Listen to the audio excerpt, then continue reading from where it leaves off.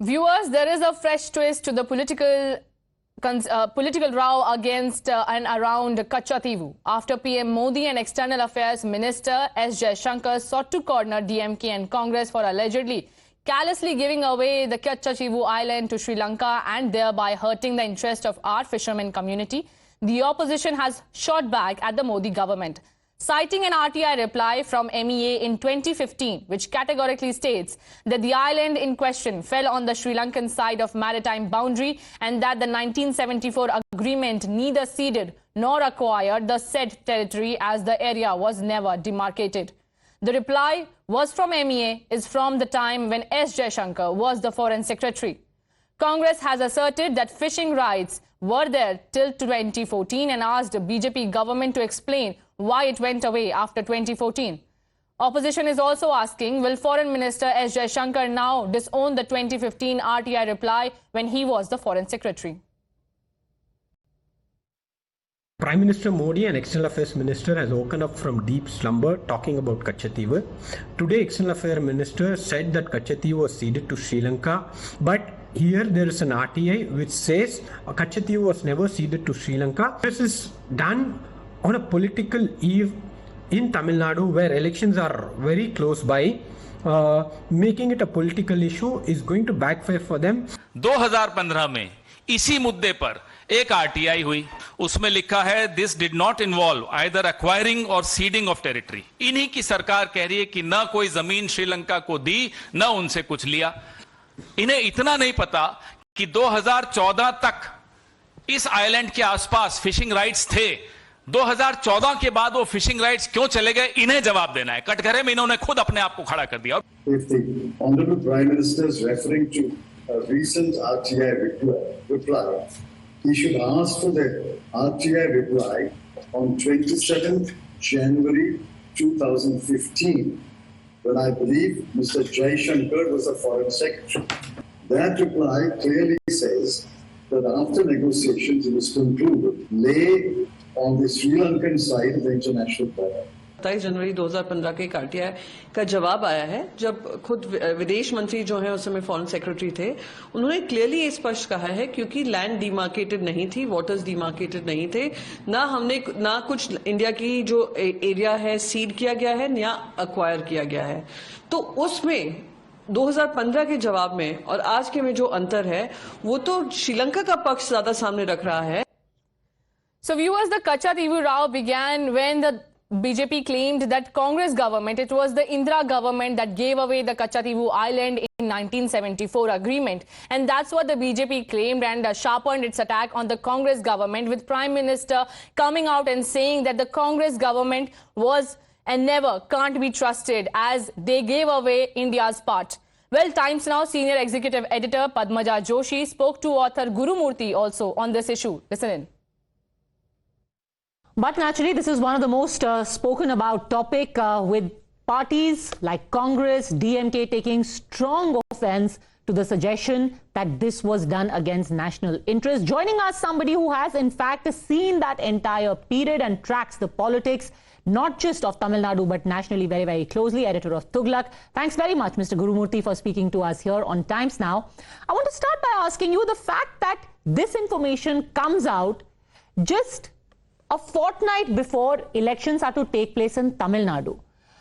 Can we see it divorced from an electoral motive, considering that this was an RTI filed by the BJP chief in Tamil Nadu, K. Annamalai?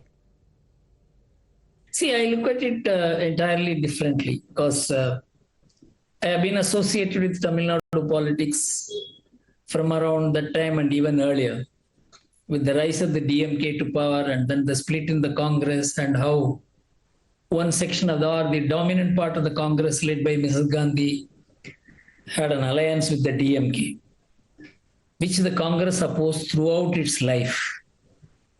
So the DMK sprouted out of the anti-national Dravidian movement, and it was getting, if not integrated, at least aligned with national politics through Mrs. Gandhi's association.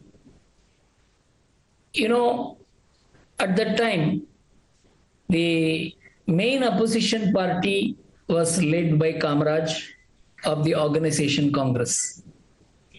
So the alliance between Indira Gandhi and Karunanidhi was the most powerful. And in 1971 elections, Kamaraj had been reduced to a very marginal force. So whatever Mrs. Gandhi and Karunanidhi decided became the voice or the decision of Tamil Nadu itself. And another background we must have in mind, that Sri Lankan issue, Tamil issue, had not become a big issue. It was only much later, towards the end of 1970s and early 1980s, it became an issue. So it was at that time that Karunanidhi thought it is better to sail with Indira Gandhi. He didn't want to have any problem in the alliance between them. So it was the political alliance between Indira Gandhi and Karunanidhi that decided the fate of the Katchatheevu. When Sri Lankan issue, Tamil issue became a huge issue in the 1980s and 90s and later, the Katchatheevu issue became a very emotive issue. In 1970s, it was not an emotive issue. It was an issue. It was concerned more with fishing rights. So when it became a big issue, then Katchatheevu was being played by Karunanidhi himself. Not only against the Congress, he began playing it against the nation itself. He turned it into a North versus South issue, as if the central government is doing injustice to Tamil Nadu. This is the original, the anti-national content of the DMK, which would come out as some kind of anti-North, anti-center.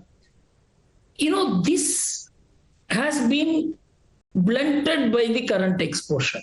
That this whole anti-North, anti-center politics which was played by concealing the role of the DMK and Karunanidhi in the Katchatheevu transfer or whatever happened, that has been completely sealed by this exposure. I am not looking at it in any other way. In fact, in international law, if Mrs. Gandhi had struck a deal on Katchatheevu, it is binding on India. And I don't think even Narendra Modi can reverse it.